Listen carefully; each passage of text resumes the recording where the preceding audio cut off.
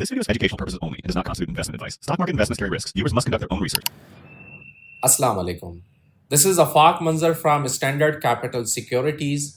आज की वीडियो में हम सॉल्वेंसी रेशो के ऊपर बात करेंगे। इससे पिछली वीडियो में हमने लिक्विडिटी रेशो के ऊपर बात की थी, जो हमें बताता है कि कंपनी अपने खर्चे कहाँ से पूरे करेंगी। लेकिन आज हम थोड़ा एडवांस में जाएंगे और हम कंपनी के 5 से 10 साल का जो एक फ्यूचर आउटलुक है उसके हवाले से देखेंगे कि क्या कंपनी अगले 5 या 10 साल में अपने कर्जे जो हैं वो अदा कर पाएगी या कंपनी के बैंकरप्ट होने के खदशे हैं।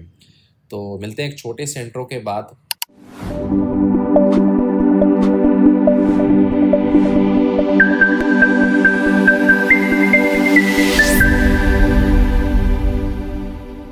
सॉल्वेंसी रेशो का मतलब क्या है? ये हमें बताता है कि कंपनी अगले 5 या 10 साल तक कितनी मजबूती से खड़ी रहेगी।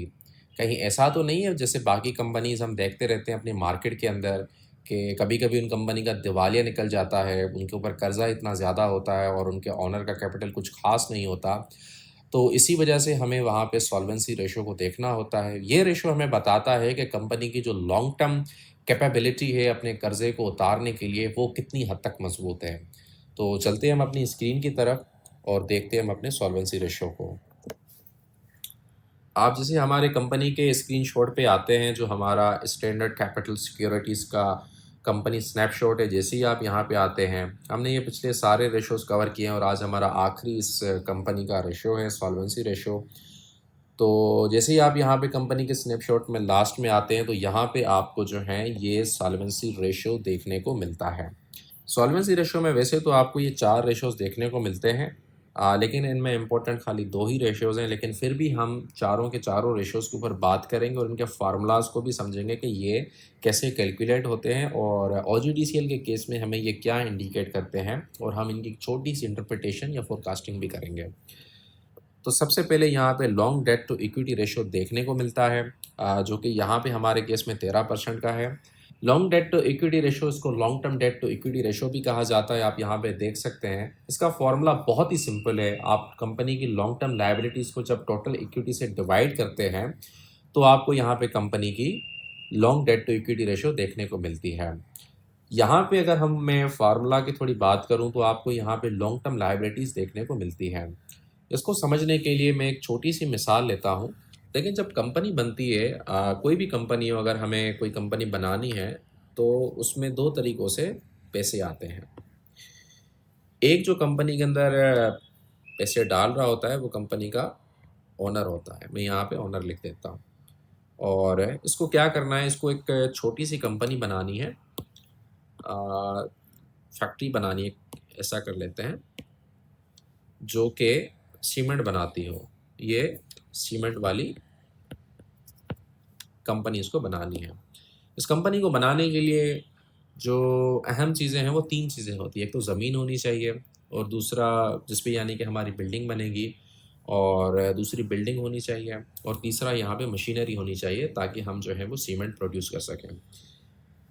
तो हमने ये एस्टीमेट लगाया है, इस ओनर ने एस्टीमेट लगाया कि ये जो कंपनी है 10 लाख रुपए में बन जाएगी। 5 लाख रुपए की ज़मीन है, 3 लाख रुपए की बिल्डिंग हम उसके ऊपर लगाएंगे, और 2 लाख रुपए की हमारी मशीनरी रहेगी। छोटा सा मिसाल लेते हैं इस तरह से। वैसे तो कंपनी आपको पता है, अगर रिटेल इन्वेस्टर होंगे तो वो शायद समझ रहे होंगे कि 10 लाख में कंपनी कैसे बनेगी। मैं एक छोटा सा मिसाल ले रहा हूँ। तो यहाँ पे अगर ओनर कहता है कि मेरे पास जो है वो खाली 6 लाख रुपए पड़े हैं, तो 6 लाख के अंदर क्या आता है, मैंने आपको बताया है कि जब ये 6 लाख रुपए इस कंपनी के अंदर इंजेक्ट करेगा यहाँ पे, तो 5 लाख रुपए की तो खाली ज़मीन थी कंपनी की, मैं यहाँ पे लिख लेता हूँ, और 1 लाख रुपए का हम मान लेते हैं कि मशीनरी आ सकती है। मशीनरी भी आ सकती है, लैंड भी आ सकती है, लेकिन हमारी जो बिल्डिंग है वो तो नहीं बनी। तो हम ऐसे ज़मीन के ऊपर तो, प्लाट के ऊपर तो काम नहीं करते। ऑब्वियसली एक प्लांट चाहिए होता है हमें। तो उसके लिए फिर क्या है, इसके पास अगर पैसे नहीं होते तो ये बैंक से उधार लेता है, यानी कि बीच में हमारा एक बैंक भी आ जाता है। कितने पैसे कम पड़ रहे हैं हमें यहाँ पे 4 लाख रुपए कम पड़ रहे हैं। तो ऑनर क्या करता है, ऑनर ये पैसे बैंक से लेता है और ये पैसे कंपनी के नाम पे लेता है। यानी कि ऐसा समझें कि ये कंपनी बैंक से बाकी के 4 लाख रुपए ले रही होती है। अकाउंट्स में हम इसको इस तरह से देख रहे होते हैं। तो जब ये बैंक यहाँ पे अपने 4 लाख रुपए भी यहाँ पे लगाएगी, तो यहाँ पे आप देख सकते हैं कि कंपनी जो है वो अब प्रोडक्शन करने के काबिल हो चुकी है, ये सामान वगैरह बना सकती है। तो 10 लाख रुपए कंपनी के पास आ गए, अब सीमेंट बनना शुरू हो जाता है। तो डेट टू इक्विटी का जो रेशो है ये पूरा इसी एक इक्वेशन के ऊपर मबनी है।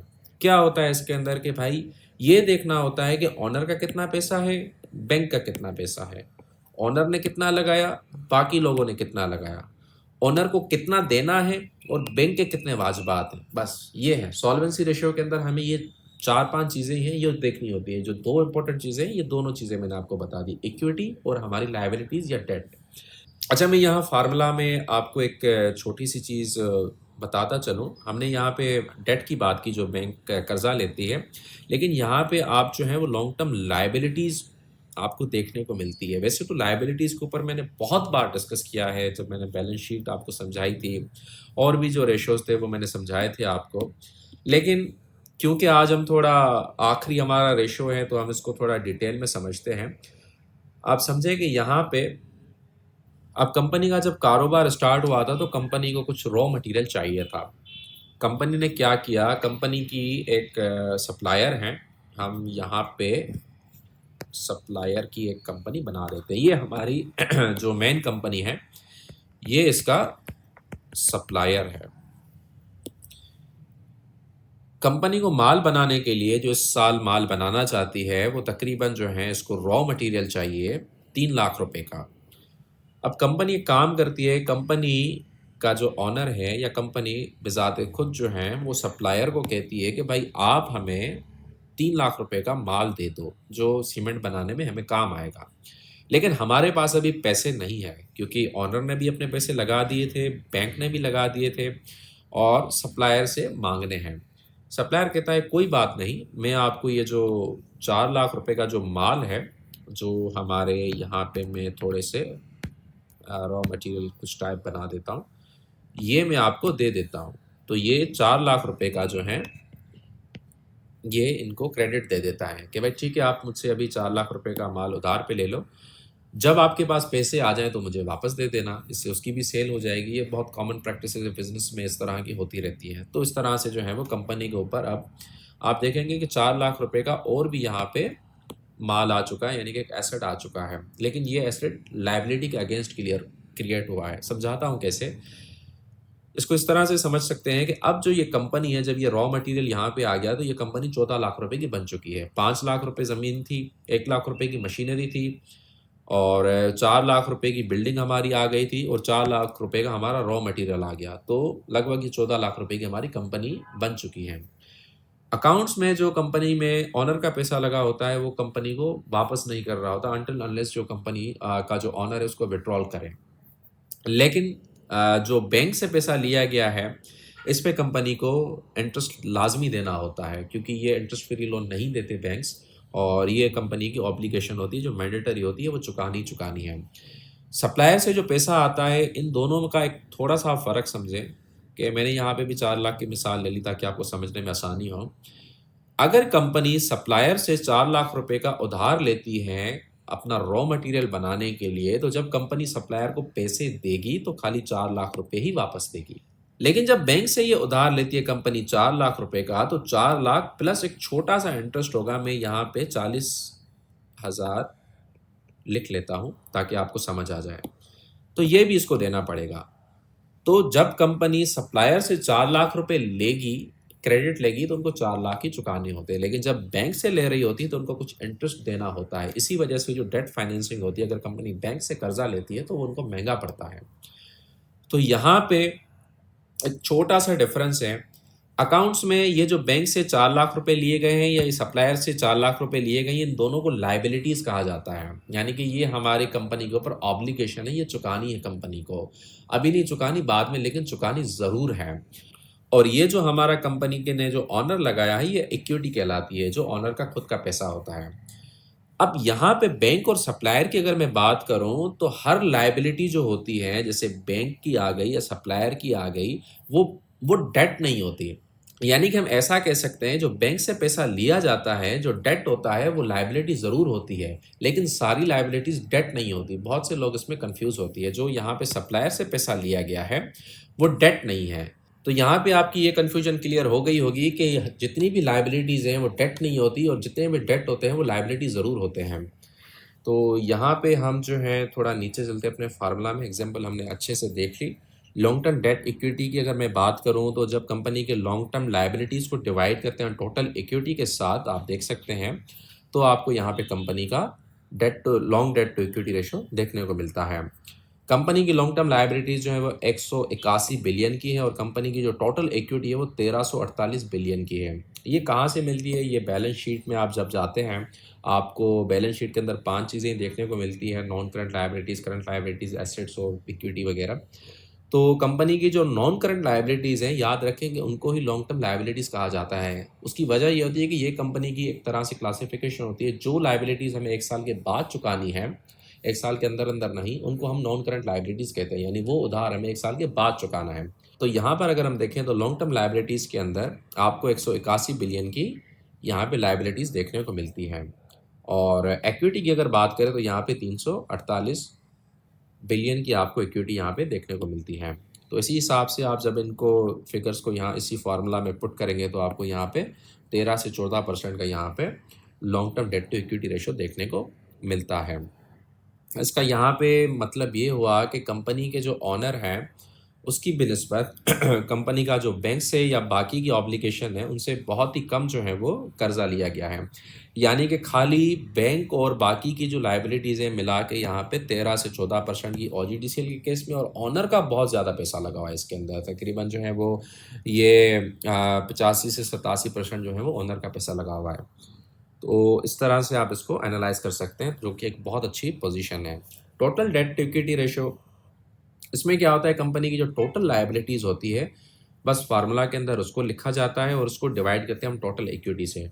टोटल लायबिलिटीज़ और लॉन्ग टर्म लायबिलिटीज़ में थोड़ा-सा फ़र्क है। वो इस तरह से कि टोटल लायबिलिटीज़ के अंदर दोनों तरह की लायबिलिटीज़ आ जाती हैं। आपको कंपनी की नॉन करंट लायबिलिटीज़ और करंट लायबिलिटी, जब इन दोनों को प्लस करेंगे तो आपको कंपनी की टोटल लायबिलिटीज़ देखने को मिलती है। तो हमारी पिछले केस में 181 बिलियन की नॉन करंट लायबिलिटीज़ थी और करंट लायबिलिटीज़ हमारी 125 बिलियन की है, तो ये दोनों मिल मिला के 306 बिलियन की हमारी टोटल लायबिलिटीज़ बन जाती है। 306 बिलियन की हमने यहाँ पे लायबिलिटीज़ लिखी और टोटल इक्विटी से जब अब हम इसको डिवाइड करते हैं तो आपको 22% की यहाँ पे total debt to equity ratio देखने को मिलता है। आप यहाँ पे देख सकते हैं कि ओजीडीसीएल के केस में हमारा total debt to equity ratio 22% का आ रहा है।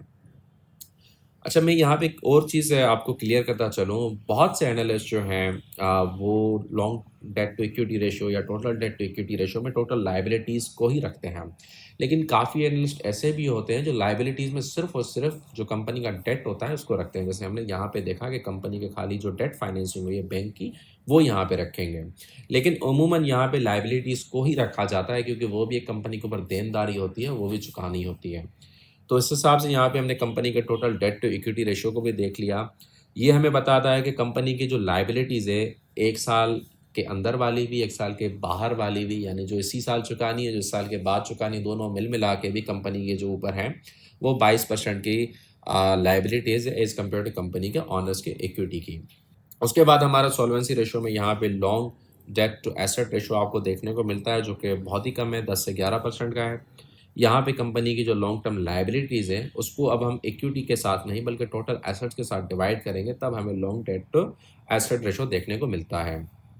वैसे सॉल्वेंसी रेशियो में इस रेशियो को काफ़ी अहमियत दी जाती है। उसकी वजह मैं आपको बताता हूँ।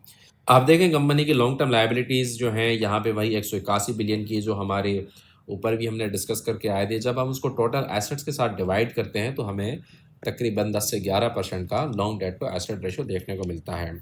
ये टोटल एसेट की फिगर कहाँ से आई है? ये भी बैलेंस शीट से आती है। मैंने पिछली वीडियो में भी बताया था, आप जैसे बैलेंस शीट में आते हैं तो ये आपको टोटल एसेट की फिगर आपको देखने को मिलती है, नॉन करंट और करंट दोनों मिला के। तो यहाँ पे आपको जो है वो 10 से 11% का long debt to asset ratio देखने को मिलता है। इसका मतलब क्या हुआ, मैं थोड़ा आसान करके आपको समझाता हूँ। जैसे आपने कोई गाड़ी खरीदी है बैंक से, वो गाड़ी जो है वो 10 लाख रुपए की है।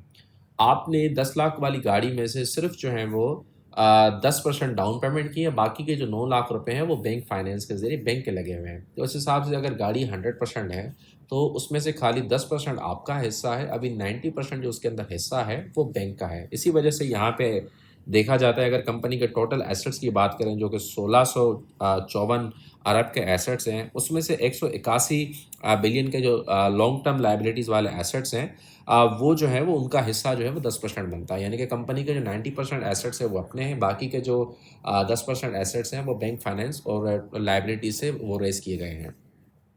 उसके अलावा कंपनी का total debt to asset ratio, इसमें कंपनी की करंट और नॉन करंट लायबिलिटीज़ दोनों मिलाते हैं। जो इस साल भी हमारे ऊपर देनदारी है उसको भी मिला दिया जाता है। तो यहाँ पे 306 की टोटल लायबिलिटीज़ आपको देखने को मिलती है और कंपनी के जो टोटल एसेट्स है वो 1654 बिलियन के हैं। जब आप इसको फिगर आउट करेंगे तो आपको 18% का तकरीबन total debt to asset ratio देखने को मिलता है।